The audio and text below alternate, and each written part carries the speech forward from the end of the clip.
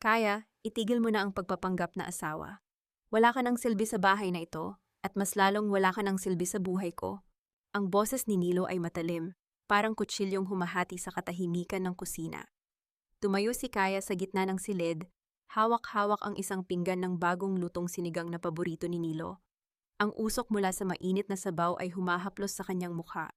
Ngunit ang init na iyon ay mabilis na nilamon ng ginaw na bumalot sa kanyang buong pagkatao. Sa tabi ni Nilo, nakatayo si Roxanne, ang babaeng itinuring niyang matalik na kaibigan sa loob ng mahabang panahon.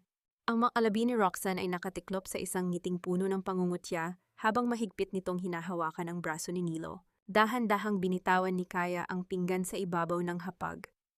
Ang mahinang pagdampi ng seramika sa kahoy ay tila isang malakas na pagputok sa kanyang pandinig. Ang kanyang mga kamay, nabakas ang mga paltos at sugat mula sa pagkayod sa timban buong araw, ay nagsimulang manginig ng hindi mapigilan. Tumingin siya sa mga mata ni Nilo, ang mga matang dati ay puno ng pangako at lambing, ngunit ang nakita niya roon ay isang malalim na bangin ng pagkamuhi. Ang sinigang na niluto niya ng may pag-iingat, ang mga sangkap na pinili niya para sa kalusugan ng asawa, ay tila isang masamang biro sa gitna ng brutal na katotohanan ito. Nilo, bakit? Ang tanging lumabas sa kanyang tuyot na lalamunan. Bakit? Kaya nagbubulag-bulagan ka ba? Tumawa ng mapait si Roxanne, ang boses nito ay puno ng lason. Hindi ka naman talaga mahal ni Nilo. Ginagamit ka lang niya para sa negosyo ng tatay mo. Ngayon na wala na ang tiemban at wala ka ng silbi, sa tingin mo ba mananatili pa siya sa tabi mo? Ang bawat salita ay tila mga karayom na tumutusok sa kanyang dibdib. Naramdaman ni Kaya ang bigat ng kanyang dibdib, parang isang malaking bato na unti-unting dumudurog sa kanyang kakayahang huminga. Ang mga ala-ala ng kanilang pagsasama, ang mga gabi ng paghihirap, ang mga sakripisyong ginawa niya para lamang mabuo ang kanilang pangarap na tahanan, ay nagsimulang maglaho, pinalitan ng isang matinding pait na gumagapang sa kanyang lalamunan. Gusto niyang sumigaw, gusto niyang lumaban, ngunit ang kanyang mga binti ay nanigas sa kinatatayuan. Ang mundo sa paligid niya ay nagsimulang magdilim, ang mga dingding ng kanilang tahanan na dati ay naging saksi sa kanyang pag-ibig ay tila unti-unting sumasara. Kinukulong siya sa isang realidad na hindi niya kailanman inakala. Ako ba ay isang gabi ng pagkakamali o isang buong buhay ng panloloko? Ang tanong na pilit na sumisigaw sa kanyang isipan, habang ang mga luha ay nagbabadyang pumatak, ngunit pinigilan niya sa pamamagitan ng pagdiin ng kanyang kuko sa sariling palad. Bago pa man siya makapagsalita, ang tunog ng mga yabag ng mabibigat na bota sa labas ng kanilang bahay ay bumasag sa katahimikan. Ang mga pintuan ay mabilis na bumukas at ang liwanag ng flashlight ay tumama sa kanyang mukha, nakakasilaw at malamig. Ang malamig na semento ng selda ay tila humihigop sa init ng kanyang katawan. Walang bintana, tanging isang maliit na rehas lamang sa itaas kung saan sumisilip ang maputlang liwanag ng buwan. Nakaupo si Kaya sa sulok, nakayakap sa kanyang sarili, habang ang mga boses ng ibang bilanggo ay humahalo sa ingay ng mga kuliglig sa labas. Ang kanyang isipan ay pabalik-balik sa mga nangyari. Ang pagdating ng mga pulis, ang malamig na mga posas na dumampi sa kanyang pulso, at ang huling sulyap niya kay Nilo na nakayakap kay Roxanne habang siya ay kinakaladkad palabas. Walang pagsisisi sa mga mata ng lalaking minahal niya. Isang matandang babae ang dahan-dahang lumapit sa kanya. Si Aling Marta, ang pinakamatandang bilanggo rito na kinatatakutan ng lahat dahil sa kanyang talas ng isip. Umupo siya sa tabi ni Kaya, ang kanyang mga mata ay matatalim ngunit may bakas ng awa. Huwag mong hayaang kainin ka ng takot, iha. Wika ni Marta, ang boses ay mababa ngunit puno ng awtoridad. Ang seldang ito ay hindi lamang lugar ng parusa. Dito mo makikita kung sino ka talaga kapag wala na ang lahat ng luho at pagpapanggap ng mundo sa labas. Napatingin si Kaya kay Marta. Ang kanyang mga mata ay mapula at namamaga. Wala na ako, Aling Marta. Ninakaw nila ang lahat. Ang tiemban ng tatay ko, ang pangalan ko, pati na ang pagkatao ko. Paano ako lalaban kung ang mismong batas, na dapat sana ay magprotekta sa akin ang siyang nagkulong sa akin dito? Hindi sumagot si Marta. Kinuha niya ang isang pirasong papel na nakatago sa ilalim ng kanyang higaan at inabot ito kay Kaya. Ito ay isang kopya ng mga batas tungkol sa pag-aari at karapatan ng asawa. Hindi mo kailangan ng armas para pumatay ng kalaban, Kaya. Ang kailangan mo ay kaalaman. Ang batas ay parang kutsilyo, depende sa kung paano mo ito hahawakan. Maaari itong pumatay o magligtas. Nilo and that woman made a mistake. They thought you were weak because you loved them. But they forgot that a woman who has lost everything has nothing more to lose. Sa gitna ng kadiliman, isang maliit na apoy ang muling nagliyab sa puso ni Kaya. Hindi ito apoy ng paghihiganti na sumasabog, kundi isang apoy na dahan-dahang lumalamon sa kanyang kahinaan. Inabot ni Kaya ang papel. Ang kanyang mga daliri ay bahagyang nanginginig. Hindi dahil sa takot, kundi dahil sa bigat ng pasiyang bumubuo sa kanyang isipan. Ang pagkain sa loob ng bilangguan ay lasang abo, ngunit ang bawat subo ni Kaya ay ginagawa niya ng may determinasyon. Isang gabi, habang ang buong selda ay tulog na, nakarinig si Kaya ng isang bulong mula sa pintuan ng bakal. Isang gwardya ang tila may kausap sa labas, at narinig niya ang pangalan ni Nilo. Ang pangalan ng kalalaking nagdala sa kanya sa impyernong ito ay tila isang sumpa na patuloy na humahabol sa kanya kahit sa loob ng 4 na sulok na ito. Bakit siya narito? Ano pa ang gusto niyang kunin sa akin? Ang tanong na nagpatibok ng mabilis sa kanyang dibdib. Ang pintuan ay dahan-dahang bumukas, at ang anino ng isang tao ay tumama sa dingding ng selda. Hindi ito ang gwardya. Isang figurang pamilyar ang tumayo roon. Bitbit ang isang kasinungalingang mas mabigat pa sa mga rehas na nakapaligid sa kanya. Ang figurang nasa harap ng pintuan ay hindi nagtagal. Umalis din ito agad, iniwan si Kaya na nakatulala sa dilim, habang ang pangalan ni Nilo ay patuloy na umaalingaw-ngaw sa kanyang pandinig. Hindi na siya ang babaeng marupok na nakikiusap sa nakaraang buhay. Ang bawat gabi sa loob ng selda ay ginugugol na ngayon ni Kaya sa pagbabasa ng mga dokumentong ipinapasa ni Aling Marta. Ang ilaw ng maliit na bombilya sa kisame ay humuhuni, isang ingay na tila sumasabay sa mabilis na tibok ng puso ni Kaya habang sinusuri niya ang bawat talata ng batas. Tandaan mo, Kaya, bulong ni Aling Marta, habang itinuturo ang isang particular na probisyon sa papeles. Ang kasal ay hindi lamang pag-iibigan, ito ay isang kontrata. Kung nilabag nila ang kontrata, may karapatan kang bawiin ang lahat ng ipinuhunan mo, pati na ang dignidad na ninakaw nila. Sa bawat pahina na binabasa ni Kaya, nararamdaman niya ang unti-unting pagbabago sa kanyang pananaw. Ang mga salitang legal na dati ay nakakalito, ngayon ay nagiging sandata. Sa tuwing ipipikit niya ang kanyang mga mata, hindi na ang mukha ni Nilo na nakangiti ang kanyang nakikita, kundi ang mga dokumentong kailangang patunayan na siya ang tunay na nagmamay-ari ng tiemban. Ang kanyang mga kamay, na dati ay sanay sa pagmasa ng harina, ay ngayon sanay na sa paghawak ng panulat. Sinusulat ang bawat detalye ng panlilinlang na ginawa ni Nilo at Roxanne. Isang hapon, nakatanggap si Kaya ng balita mula sa isang tagapangalaga ng bilangguan. Isang liham ang dumating para sa kanya. Ang sobre ay malinis, mamahalin, at amoy pabango na pamilyar. Ang pabangong ginagamit ni Roxanne. Sa loob ay may isang litrato ng tiemban na dati ay pagmamay-ari ng kanyang ama.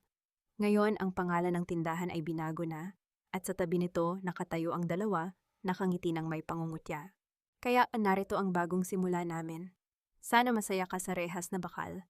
Ang nakasulat sa maliit na card na kasama ng litrato. Ang papel ay nanginginig sa kamay ni Kaya, ngunit hindi dahil sa pagluha. Ang kanyang mga mata ay nanatiling tuyo at matalim. Ang galit na dati ay nagpapagulo sa kanyang isipan, ay unti-unti nang nagiging malamig na determinasyon. Tiningnan niya ang litrato, tiningnan ang mga ngiti ni Nilo at Roxanne, at sa loob-loob niya, isang pangako ang binuo. Akala niyo ba ay tapos na ang lahat? Bulong ni Kaya sa sarili, habang ang kanyang boses ay puno ng pait na naging matatag. Inilagay ni Kaya ang litrato sa loob ng aklat ng batas na kanyang pinag-aaralan. Hindi niya ito itatapon. Gagamitin niya ito bilang paalala, isang gatilyo na magpapaalala sa kanya kung bakit kailangan niyang matuto, kung bakit kailangan niyang maging matapang, at kung bakit ang hustisya ay hindi lamang isang pangarap, kundi isang bagay na kailangan niyang bawiin ng buong lakas. Ang ingay ng mga kandado na nagsasara sa labas ng selda ay hindi na nagdudulot ng takot sa kanya. Sa halip, ito ay tunog ng isang orasan na nagbibilang ng oras bago ang kanyang pagbawi. Lumipas ang mga buwan sa loob ng bilangguan na tila mga taon. Ang bawat araw ay isang pagsubok sa pasensya at katatagan ng loob ni Kaya.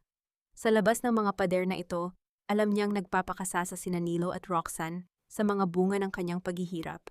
Ngunit sa loob ng selda, ang tanging yumayaman ay ang kanyang kaalaman. Hindi na si Kaya ang babaeng madaling umiyak. Ang kanyang mga mata ay nanatiling matigas, parang batong hinubog ng ulan at hangin. Madalas na nakikipag-usap si Kaya kay Aling Marta sa mga oras ng trabahong pangkabuhayan, kung saan sila ay nagbuborda ng mga panyo para sa mga donasyon. Sa gitna ng pagtusok ng karayom sa tela, ibinabahagi ni Marta ang mga estratehiya kung paano basahin ang ugali ng mga taong mapagsamantala. Ang mga taong tulad ni Nilo Kaya ay may isang kahinaan. Wika ni Marta habang maingat na itinutupi ang isang tapos na panyo. Ang kanilang labis na pagtitiwala sa sarili. Akala nila ay wala ka ng kakayahang lumaban. Gamitin mo ang kanilang pangungutya laban sa kanila. Hayaan mo silang magpakasasa sa kanilang tagumpay habang ikaw ay tahimik na naghahanda ng bitag. Isang umaga, dumating ang isang balita na nagpabago sa timpla ng hangin sa loob ng bilangguan. Ang isang dating empleyado ni Kaya sa Tiemban, si Mang Isko, ay nagawang makapunta sa bilangguan para sa isang maikling pagbisita. Ang matandang lalaki ay umiiyak habang ikinukwento ang kalagayan ng kanilang dating pinapasukan. Kaya hindi mo na makikilala ang Tiemban mo, ani Mang Isko. Ang boses ay nanginginig sa galit at lungkot. Pinalitan nila ang mga tradisyonal na sangkap ng mga murang alternatibo para lumaki ang kita. Ang mga customer na dati ay tapat. Ngayon ay unti-unti nang lumilipat sa iba dahil sa sama ng lasa ng mga tinapay. Ginagamit lang ni Roxanne ang iyong pangalan para manatiling buhay ang tindahan. Pero nilulunod niya ito sa kanyang kasakiman. Nakinig si Kaya nang walang imik. Ang bawat salita ni Mang Isko ay isang sampal sa kanyang mukha. Isang pagpapatunay na ang Tiemban na binuo ng kanyang ama sa pamamagitan ng pagmamahal ay unti-unting pinapatay ng dalawang taong kanyang pinagkatiwalaan. Gusto niyang sumigaw, gusto niyang sabihin na huwag na nilang pakialaman ang alaala ng kanyang ama, ngunit alam niyang hindi pa ito ang tamang panahon. Mang Isko, makinig ka, sagot ni Kaya. Ang boses ay mahinahon, ngunit may diin na nagpatigil sa matanda. Hayaan mo sila. Hayaan mong ipagpatuloy nila ang pagpapabagsak sa tindahan. Sa paggawa nila niyan, sila na rin mismo ang naghuhukay ng sarili nilang libingan. Huwag kang mag-alala, babalik din ako. At sa araw na yon, sisiguraduhin kong matututunan nila ang kahulugan ng tunay na pagkawala. Pag-alis ni Mang Isko, nanatiling nakatayo si Kaya sa gitna ng courtyard. Pinagmamasdan ang mga ibon na malayang lumilipad sa labas ng mga rehas. Ang kanyang mga kamay ay mahigpit na nakakuyom sa ilalim ng kanyang hapit na uniforme. Sa bawat paghinga niya, ang hangin ay lasang pait. Ngunit ang bawat tibok ng kanyang puso ay isang paalala na siya ay buhay. Siya ay lumalaban at siya ay hindi matatalo. Ang katahimikan ng bilangguan ay nagsisilbing kanyang kuta, kung saan ang kanyang mga plano ay unti-unting nabubuo, handang isagawa sa tamang pagkakataon. Sa labas ng mga pader ng bilangguan, sa loob ng dating masayang Tiemban, ang hangin ay mabigat. Nakaupo si Nilo sa likod ng cash register. Ang kanyang mga mata ay nakapako sa listahan ng mga babayarang utang na sunod-sunod na dumarating. Ang amoy ng sunog na tinapay ay hindi na nagdudulot ng gutom, kundi isang matinding pagkayamot. Sa kanyang tabi, si Roxanne ay abala sa pag-aayos ng kanyang mga alahas. Hindi alintana ang unti-unting pagbagsak ng kita ng tindahan. Nilo, kailangan natin ng bagong supplier, wika ni Roxanne habang tinitingnan ang sarili sa salamin. Ang mga harina na kinukuha natin ay sobrang mahal. Bakit hindi natin subukan ang mga mas murang produkto? Hindi naman mapapansin ng mga customer ang pagkakaiba. Tiningnan siya ni Nilo ng may halong inis. Roxanne, ang mga customer na ito ay henerasyon ng bumibili sa amin. Kahit ang maliliit na pagbabago sa lasa ay napapansin nila. Kung magpapatuloy ang ganitong pagbagsak ng benta, baka wala na tayong makukuhang kita sa katapusan ng buwan. Tumawa si Roxanne, isang tunog na matalim at walang pakialam. Huwag kang mag-alala, ang mahalaga ay ang pangalan ng tindahan ay sa atin na. Si Kaya ay wala na sa larawan. Sino pa ba ang hahadlang sa atin? Kahit pa bumagsak ang tindahan, ang lupang kinatatayuan nito ay nasa pangalan na natin. Pwede nating ibenta ang lahat at lumipat sa lungsod. Habang nagtatalo ang dalawa, isang pamilyar na tunog ng kampana sa pintuan ng Tiemban ang umalingaw-ngaw. Isang babae ang pumasok. nakasuot ng simpleng damit. Ang kanyang mukha ay bahagyang natatakpan ng malapad na sombrero. Naghanap siya ng mga tinapay. Pabalik-balik ang kanyang mga mata sa mga estante na dati ay puno ng pagmamahal. Ngunit ngayoy mukhang luma at walang sigla. Napansin ni Nilo ang babae. Hindi niya maipaliwanag, ngunit may kakaibang kaba na gumapang sa kanyang batok. Ang paraan ng paghawak ng babae sa isang ensaymada, ang paraan ng paghaplos nito sa texture ng tinapay, ay masyadong pamilyar. Parang nakita na niya ang kilos na iyon noon sa mga kamay ni Kaya. "Miss, may kailangan ka ba?" Tanong ni Nilo, ang kanyang boses ay bahagyang nanginginig. Huminto ang babae. Dahan-dahan niyang inangat ang kanyang ulo. Ang kanyang mga mata ay nakatitig ng diretso kay Nilo, matalim at puno ng isang uri ng kapayapaan na hindi kayang abutin ng isang taong may konsensya. Ngunit mabilis din siyang yumuko. Inilapag ang tinapay sa counter at nagbayad gamit ang barya. "Wala naman," sagot ng babae. Ang kanyang boses ay mahina, halos isang bulong na dala ng hangin. "Nagkakamali lang ako ng pinuntahan. Akala ko ang lasa ng nakaraan ay matatagpuan pa rin dito." Pagkalabas ng babae, hindi makakilos si Nilo. Ang kanyang puso ay tumitibok ng mabilis. Ang pawis ay nagsisimulang pumatak sa kanyang noo. Tinawag niya si Roxanne, ngunit ang babaeng iyon ay abala na naman sa kanyang telepono. Hindi napansin ang nangyari. Ang kaba ni Nilo ay hindi nawala. Ito ay naging isang anino na sumusunod sa kanya sa bawat sulok ng tiemban. Sa bawat yabag ng taong pumapasok sa tindahan, inaasahan niyang makita ang mukha ni Kaya, isang mukha na patuloy na bumabagabag sa kanyang bawat gabi. Ang kaba sa dibdib ni Nilo ay hindi nawala nang lumipas ang mga araw. Ito ay naging isang malamig na kamay na pilit na humahawak sa kanyang lalamunan sa tuwing siya ay nag-iisa. Sa bawat pagbukas ng pinto ng temban, ang kanyang mga mata ay agad na humahanap sa mga anino, umaasang hindi na muling makikita ang babaeng nagdulot sa kanya ng gulat noong nakaraang araw. Ngunit ang katotohanan ay tila isang nakatagong bitag na unti-unting sumasara. Isang hapon, habang nag-aayos si Roxanne ng mga bagong stock ng harina, isang sulat ang dumating sa pamamagitan ng koreo. Walang nakasulat na pangalan ng nagpadala sa labas. Binuksan ito ni Roxanne nang may pag-aalinlangan. Ang kanyang mga kuko na pininturahan ng pula ay bahagyang kumakaluskos sa papel. "Ano na naman ito?" tanong ni Roxanne. Ang kanyang boses ay puno ng pagkayamot. Ngunit nang mabasa niya ang nilalaman, ang kulay ng kanyang mukha ay unti-unting naglaho, pinalitan ng isang maputlang kulay ng takot. "Nilo, tignan mo ito," bulong ni Roxanne. Ang kanyang kamay ay nanginginig habang iniaabot ang papel. Ang sulat ay naglalaman ng mga petsa at detalye ng mga transaksyong ginawa nila noon. Mga dokumentong akala nila ay sinunog na nila kasabay ng pagkakulong ni Kaya. Nakasaad doon ang eksaktong halaga ng perang kinuha nila mula sa account ng tiemban at ang mga pirma na huwad na ginawa nila. Sa pinakailalim, may isang simpleng pangungusap. Ang nakaraan ay hindi natutulog. Ito ay naghihintay lamang ng tamang oras para bumangon. Napaupo si Nilo sa isang silya. Ang kanyang mga binti ay tila nawalan ng lakas. Sino ang may alam nito? Akala natin ay wala nang nakakaalam sa mga dokumentong ito. "Si Kaya," sagot ni Roxanne. Ang boses ay puno ng pait at galit. Siya lang ang tanging tao na may access sa mga records na ito noon. Ngunit paano? Paano niya ito makukuha sa loob ng bilangguan? Sa labas ng tindahan, sa kabilang kalsada, isang figura ang nakatayo sa ilalim ng malilim na puno. Si Kaya, nakalalabas lamang ng bilangguan, matapos ang mahabang panahon ng paghihintay at paghahanda, ay pinagmamasdan ang bawat kilos ng dalawa sa loob ng tindahan. Ang kanyang pananamit ay simple. Ang kanyang mukha ay nakatago sa ilalim ng isang belo, ngunit ang kanyang mga mata ay matalim. Puno ng isang uri ng kapangyarihan na tanging ang taong dumaan sa apoy lamang ang nagtataglay. Hindi na siya ang Kaya na nakaluhod sa sahig noon. Ang bawat pagtibok ng kanyang puso ay hindi nadala ng takot, kundi ng isang determinadong layunin. Alam niyang ito ang simula ng katapusan para sa kanila. Ang bawat takot na nararamdaman ni Nilo at Roxanne ay isang musikang masarap pakinggan sa kanyang mga tainga. Dahan-dahan siyang naglakad palayo. Ang bawat yabag ng kanyang mga paa ay may dalang pangako ng hustisya na hindi na mapipigilan pa. Ang paghahanap ng trabaho ay hindi naging madali para kay Kaya.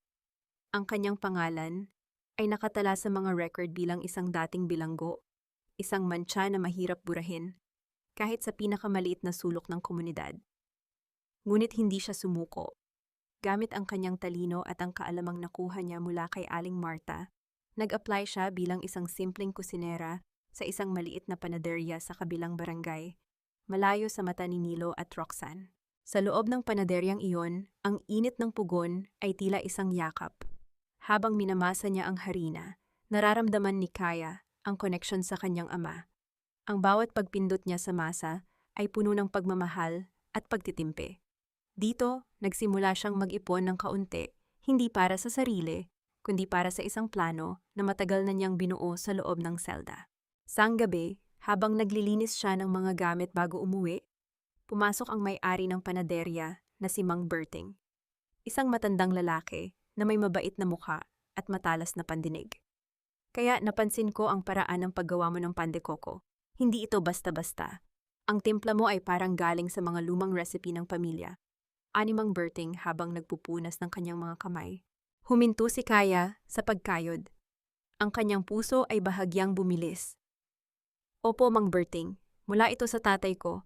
Siya ang nagturo sa akin ng lahat ng alam ko. Sayang ang talento mo kung dito ka lang sa maliit na tindahan ko, patuloy ng matanda. May mga tao akong kakilala na naghahanap ng mahuhusay na panadero para sa isang malaking competition sa lungsod. Kung mananalo ka, may malaking premyo at pagkakataong makapagsimula ng sarili mong negosyo. Isang ideya ang biglang sumilay sa isipan ni Kaya. Ang kompetisyong iyon ay lalahukan ng maraming negosyante, kabilang ang mga may-ari ng malalaking temban sa buong rehiyon.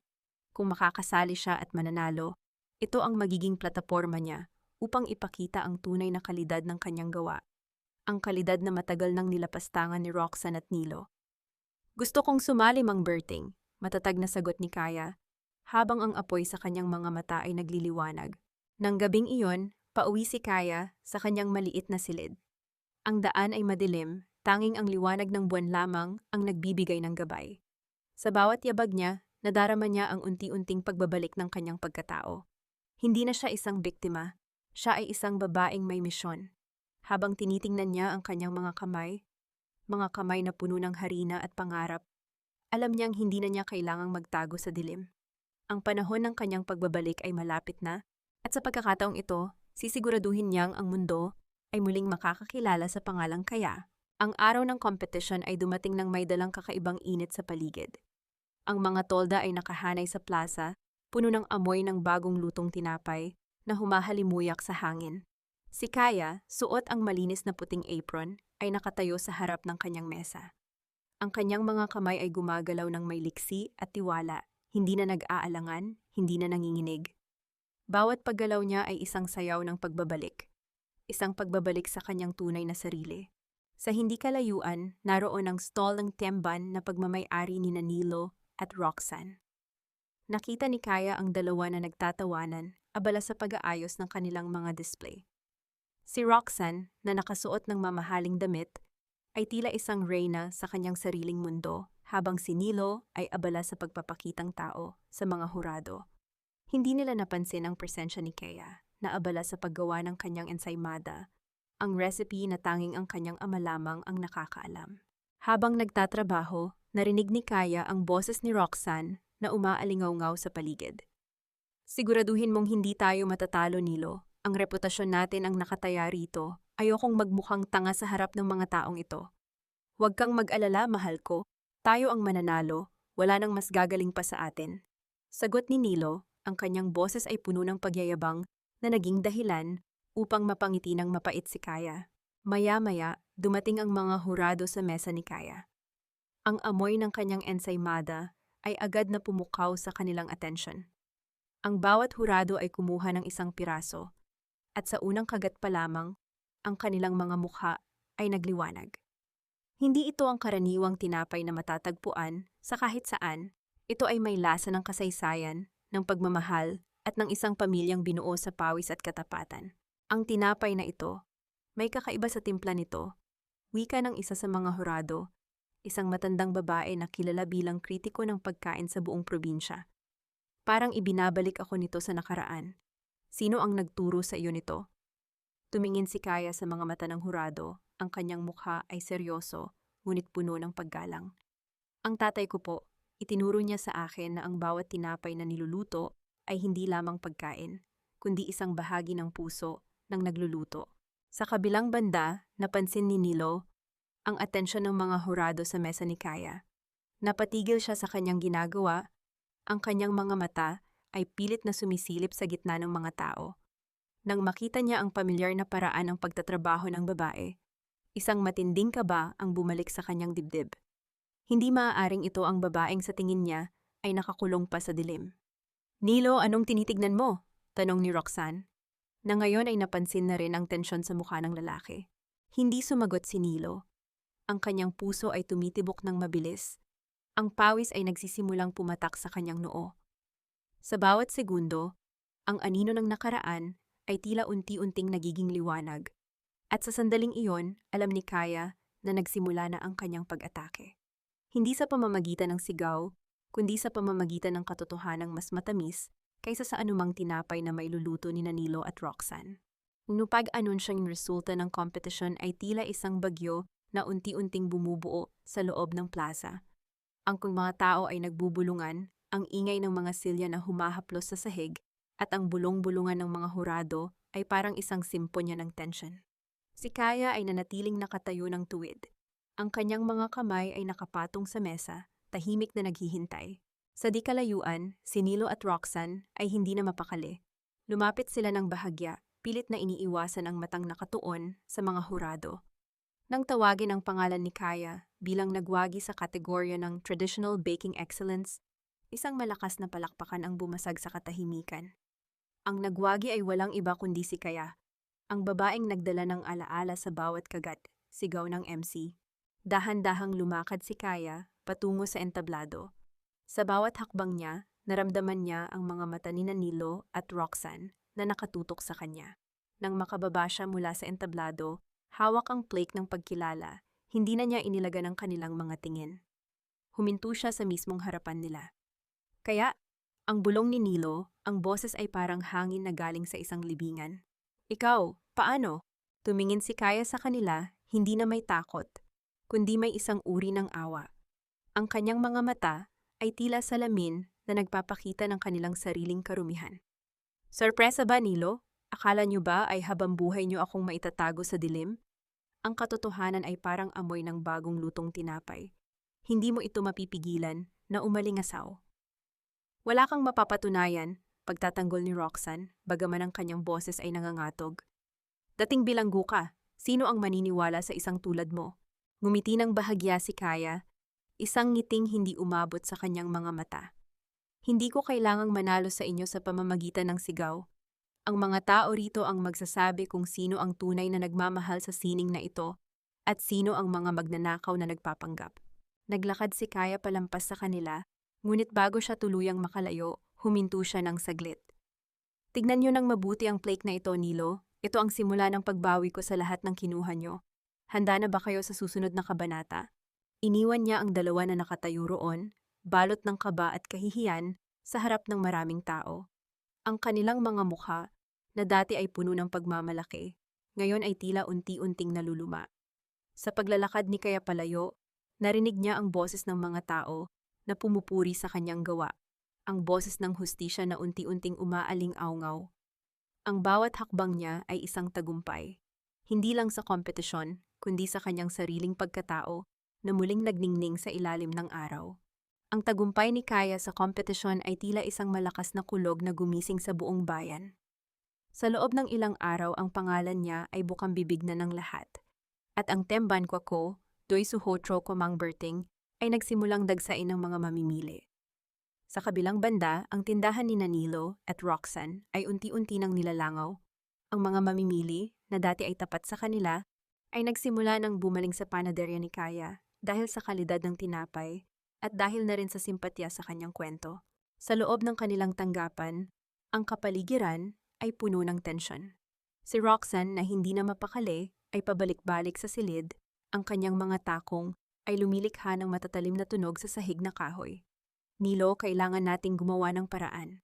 Ang mga benta natin ay bumagsak na ng higit sa kalahati. Kung magpapatuloy ito, mawawalan tayo ng puhunan sa loob ng isang buwan. Singhal ni Roxanne, ang kanyang mukha ay bakas ang matinding pagkapagod at galit. Tumingin si Nilo sa kanya, ang kanyang mga mata ay mapula dahil sa kawalan ng tulog. At ano ang gusto mong gawin ko? Ipadukot siya? Ipaharas siya ulit? Roxanne, hindi na siya ang dating kaya na madaling takutin. Ang bawat kilos niya ay tila kalkulado. Bawat hakbang natin ay binabantayan niya. Wala akong pakialam, sigaw ni Roxanne, sabay hagis ng isang basong tubig sa pader. Ang tunog ng nabasag na salamin ay naghatid ng matinding katahimikan sa silid. Hindi ako papayag na matalo ng babaeng iyon. Siya ang dapat na nasa ilalim, hindi tayo. Habang nagtatalo ang dalawa, isang tawag ang pumasok sa telepono ni Nilo. Isang tawag mula sa bangko. Isang babala na ang kanilang mortgage sa lupang kinatatayuan ng Tiamban ay nasa panganib na ng foreclosure dahil sa mga hindi nabayarang utang at maling deklarasyon ng kita. Ang balitang ito ay tila isang matinding sampal sa mukha ni Nilo. Ano ito? Tanong ni Roxanne nang makita ang pagbabago sa mukha ni Nilo. Ang bangko, kukunin na nila ang tindahan, mahinang sagot ni Nilo, ang kanyang boses ay nanginginig. Sa kabilang panig ng kalsada, nakatanaw si Kaya mula sa bintana ng kanyang maliit na panaderya. Nakikita niya ang bawat reaksyon ng dalawa sa pamamagitan ng refleksyon ng salamin. Hindi siya nakangiti, hindi rin siya tumatawa. Sa halip ang kanyang mukha ay seryoso, puno ng pag-unawa sa isang realidad na matagal na niyang hinintay. Alam niya na ang kanilang pagbagsak ay hindi lamang dahil sa kanyang pagbabalik, kundi dahil sa sarili nilang kasakiman na unti-unti silang nilalamon. Sa sandaling iyon, isang customer ang pumasok sa kanyang panaderya. Kaya may naghahanap sa iyo sa labas, isang abogado raw. Napahinga ng malalim si Kaya. Ang kanyang paglalakbay ay pumasok na sa yugto ng pagtutuos. Inayos niya ang kanyang apron, hinawakan ang kanyang dibdib upang pakalmahin ang tibok ng puso, at lumabas upang harapin ang taong magbibigay sa kanya ng susi upang tuluyang mabawi ang lahat. Ang abogado na naghihintay sa labas ay si Attorney Ramirez, isang matandang kakilala ni Aling Marta mula sa panahon ng kanyang pagiging abogado. Sa maliit at maingay na coffee shop, inilatag ni Attorney Ramirez ang isang makapal na folder sa harap ni Kaya. Ang amoy ng kape ay humahalo sa amoy ng mga dokumentong legal na naglalaman ng mga ebidensya ng pandaraya ni Nilo. Kaya, ang mga dokumentong ito ay sapat na upang bawiin ang titulo ng lupang kinatatayuan ng Tiamban. Wika ni Attorney Ramirez, ang boses ay seryoso at may awtoridad. Ang paggamit ni Nilo ng iyong pirma sa mga loan agreement habang ikaw ay nasa loob ng bilangguan ay isang malinaw na krimen ng forgery at fraud. Ngunit kailangan natin ng isang saksi na magpapatunay na hindi ka kailanman pumirma sa mga papel na iyon ng kusang loob. Tumingin si Kaya sa mga dokumento. Ang bawat pahina ay nagpapaalala sa kanya ng sakit ng pagtataksil. Ngunit ngayon, ito ay nagiging susi sa kanyang kalayaan. Sino ang saksi, attorney? Si Mang Isko, sagot ng abogado. Nakita niya ang lahat ng transaksyon sa loob ng Tiamban noong ikaw ay wala. Sa kabilang banda, hindi mapakali sina Nilo at Roxanne sa kanilang bahay. Ang tension sa pagitan nila ay parang isang bombang handa ng sumabog. Si Roxanne, na dati ay laging kalmado sa gitna ng problema, ay hindi na makapagpigil. Nilo, kailangan na nating itakas ang natitirang pera at umalis sa bayang ito. Kung magtatagal pa tayo, baka makasuhan tayo ng malubha. Singhal ni Roxanne habang nag-aayos ng mga gamit sa isang maleta. Umilis? At saan tayo pupunta? Sigaw ni Nilo, ang kanyang mga mata ay nanlilisik sa galit. Ito lang ang natitira sa atin. Kung aalis tayo ngayon, wala na tayong babalikan. Wala na tayong babalikan kahit manatili tayo rito, sagot ni Roxanne, sabay tulak sa dibdib ni Nilo. Si Kaya ay gumagalaw na. Nakita ko ang isang lalaki na pumasok sa kanyang panaderya, isang abogado. Tapos na tayo, Nilo, tapos na. Ang kanilang pagtatalo ay nauwi sa isang mainit na confrontation. Ang mga baso sa mesa ay nanginig sa bawat sigaw nila. Ang kanilang pag-iibigan na binuo sa ibabaw ng mga kasinungalingan at nakaw na yaman ay unti-unti nang nagkakawatak-watak. Sa gitna ng kanilang ingay, isang kumatok sa pintuan ang biglang nagpatahimik sa kanila. Hindi ito si Kaya. Ito ay isang opisyal ng pulisya. Bitbit ang isang warrant of arrest. Ang tunog ng mga yabag ng mga opisyal sa hagdanan ay tila isang hatol na hindi na matatakasan. Nilo at Roxanne ay nagkatinginan, ang kanilang mga mukha ay bakas ang takot na matagal na nilang pilit tinataguan. Sa sandaling iyon, ang kanilang mundo ay nagsimulang gumuho, hindi dahil sa sinuman, kundi dahil sa sarili nilang mga gawa na bumalik upang kuhanin sila. Sa kabilang panig ng kalsada, nakatayo si Kaya, pinagmamasdan ang mga ilaw ng sasakyan ng pulisya na kumukurap sa dilim. Hindi siya sumaya sa nakikita, ngunit naramdaman niya ang paggaan ng kanyang kalooban. Ang hustisya ay hindi na isang pangarap. Ito ay nangyayari na. Ang presinto ng pulisya ay puno ng ingay ng mga taong nagmamadali at ang kalansing ng mga susi na nagbabanggaan sa bawat pagbukas ng mga selda. Sa loob ng silid ng interogasyon si Nilo at Roxanne ay magkahiwalay na inupuan. Ang liwanag ng isang malakas na bumbilya sa itaas ay direktang nakatutok sa kanila. Pilit na inilalantad ang bawat kaba sa kanilang mga mukha. Wala na ang mga mamahaling damit at ang mapagmataas na tindig. Ang tanging natitira na lamang ay ang takot at ang pagtatangkang magturo ng sisi sa isa't isa. Si Roxanne, na dati ay hindi matitinag, ay humahagulgol na ngayon habang kinakausap ang kanyang abogado. Hindi ko alam ang tungkol sa mga peking lagda. Si Nilo ang gumawa ng lahat. Ako ay biktima lamang ng kanyang panlilinlang. Sa kabilang silid, naririnig ni Nilo ang boses ni Roxanne. Ang kanyang mga kamao ay mahigpit na nakakuyom, ang mga ugat sa kanyang leeg ay tila puputok sa tindi ng galit. Sinungaling, siya ang nagtulak sa akin na gawin iyon. Siya ang nagmungkahi na ipasok si Kaya sa kulungan para makuha natin ang lahat. Pumasok si Kaya sa presinto, kasama si Attorney Ramirez. Ang kanyang paglakad ay marahan, puno ng isang katahimikang nagpapakita ng kanyang kabuuan. Nang makita siya ni Nilo sa pamamagitan ng salamin ng silid ng interogasyon, ang lalaki ay tila nawalan ng ulirat. Sinubukan nitong tumayo at sumugod sa pintuan, ngunit pinigilan siya ng mga opisyal. Kaya, pakiusap, mag-usap tayo, huwag mo kaming gawin ito. Sigaw ni Nilo, ang boses ay puno ng pait na naging desperadong pagsamo. Tumigil si Kaya sa harap ng salamin. Tumingin siya sa kanyang refleksyon, pagkatapos ay tumingin ng diretso sa mata ni Nilo sa kabilang panig. Ang usapan natin ay natapos na noong araw na ipinasok niyo ako sa kulungan, Nilo.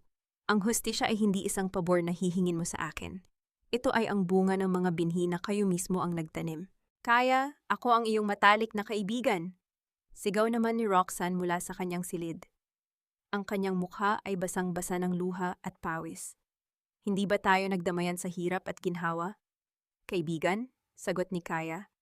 Ang boses ay matigas, ngunit walang bahid ng puot. Ang isang kaibigan ay nagmamalasakit, hindi nagnanakaw ng buhay at pangarap ng iba. Ang inyong pagkakaibigan ay isang maskara na matagal ko nang pinunit. Hinarap ni Kaya ang mga opisyal at inabot ang mga huling dokumento na kailangan para sa pagsasampa ng kaso. Habang ginagawa niya ito, naramdaman niya ang pagkawala ng bigat na ilang taon niyang dinala sa kanyang balikat. Hindi na niya kailangang magalit. Ang makita ang dalawang taong nagpahirap sa kanya na nagtuturuan at nagwawasak ng isa't isa ay sapat na parusa na para sa kanya. Ang mga tunog ng kanilang pagtatalo at pagmakaawa ay parang isang kanta na unti-unting humihina hanggang sa ang tanging natira na lamang sa kanyang pandinig ay ang tibok ng sarili niyang puso, malaya, payapa at handang magsimulang muli. Ang paghatol ay hindi lamang isang dokumento. Ito ay ang katapusan ng isang mahabang gabi ng paghihirap. Sa loob ng courtroom, ang katahimikan ay napakatindi.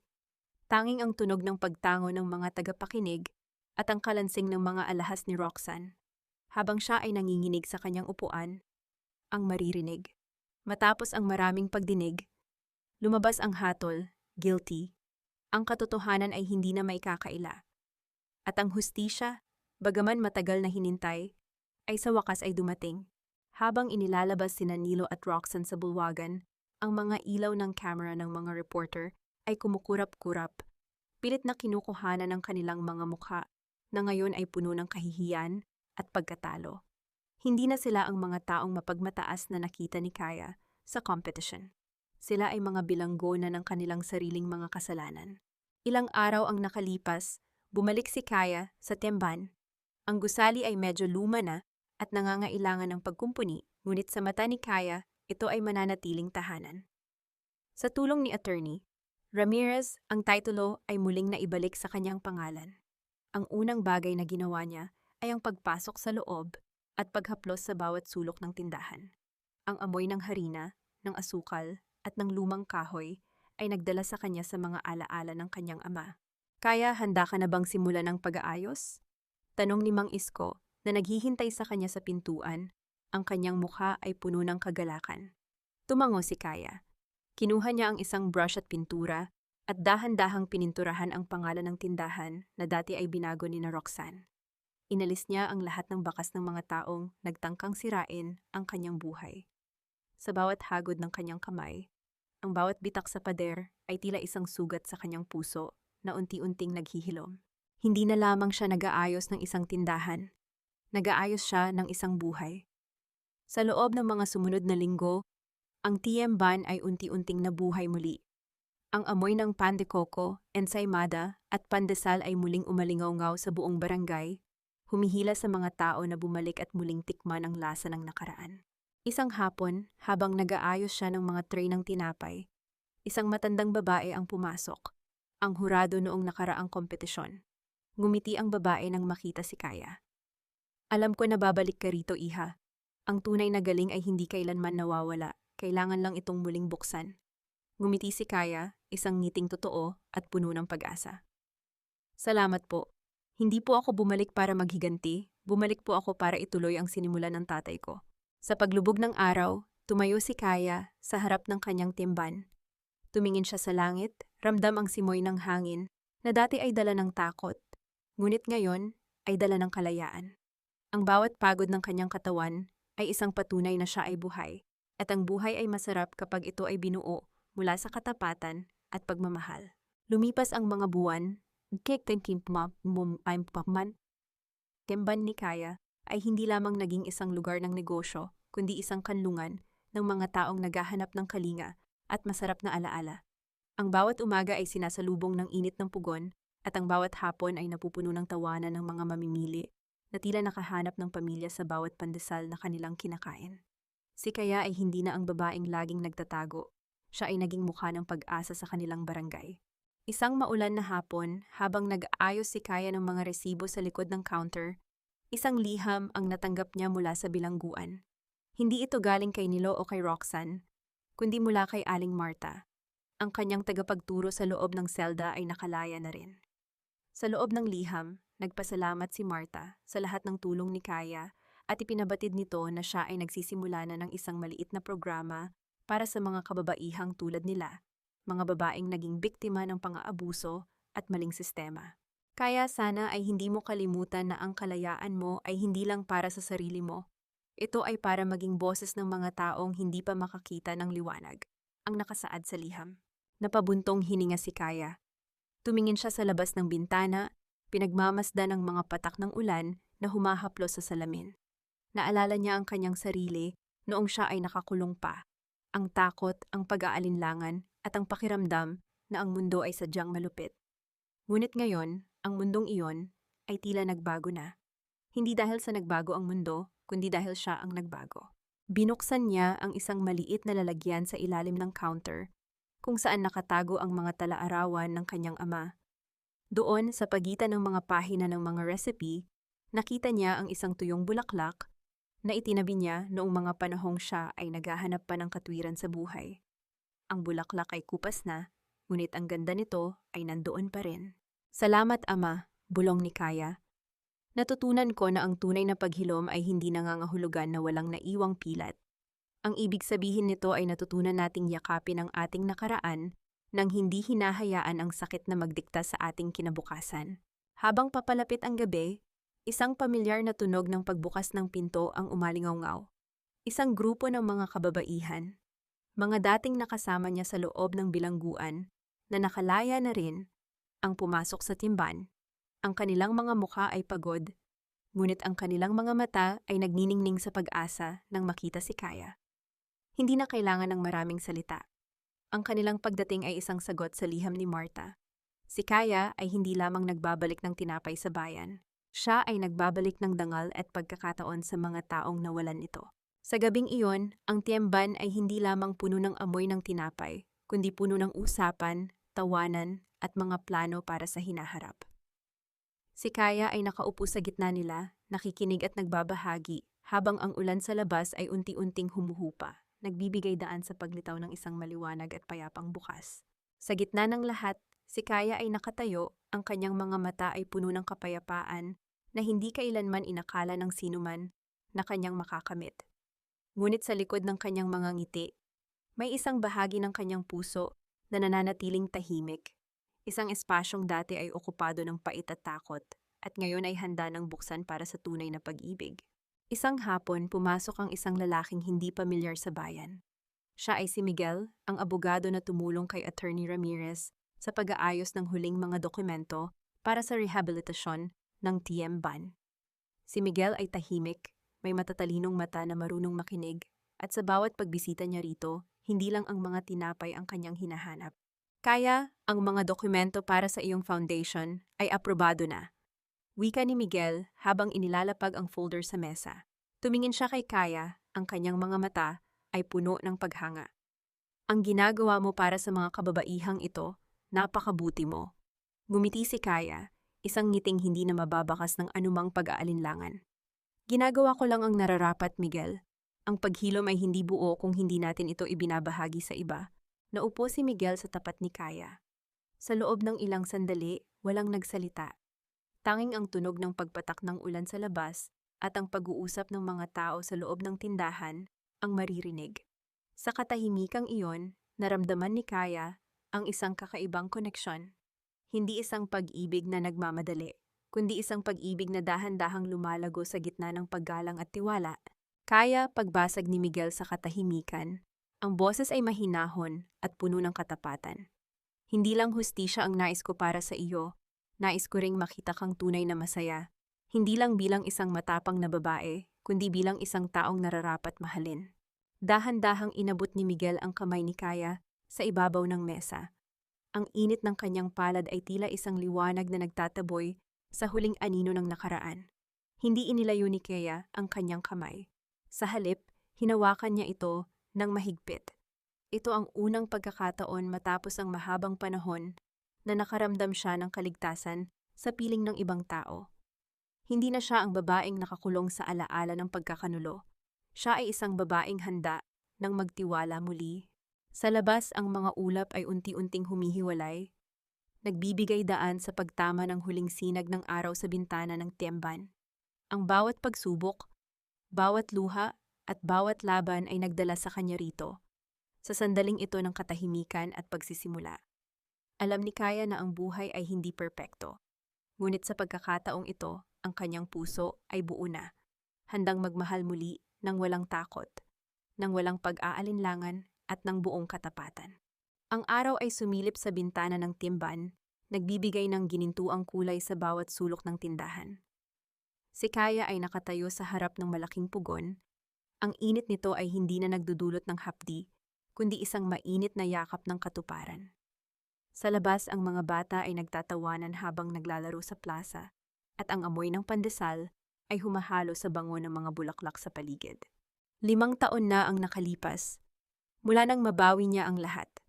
Si Nilo at Roxanne ay nananatili sa loob ng mga rehas, kung saan ang tanging kasama nila ay ang kanilang mga pagsisisi, isang presong binuo nila mula sa sarili nilang kasakiman. Hindi na sila bahagi ng mundo ni Kaya, sila ay naging bahagi na lamang ng isang masakit na kwento na kanyang nalagpasan. Lumabas si Kaya ng tindahan at tumingin sa malayo. Sa kanyang tabi, dumating si Miguel. Dala ang isang basket ng mga sariwang prutas. Hinawakan ni Miguel ang kanyang kamay, isang hawak na puno ng pangako ng isang bukas na hindi na kailangang katakutan. Sa kanilang paglalakad, nakita nila ang mga kababaihan na tinulungan ni Kaya. Ngayon ay matagumpay na rin sa kanilang sariling mga buhay, bawat isa ay may hawak na sariling pangarap.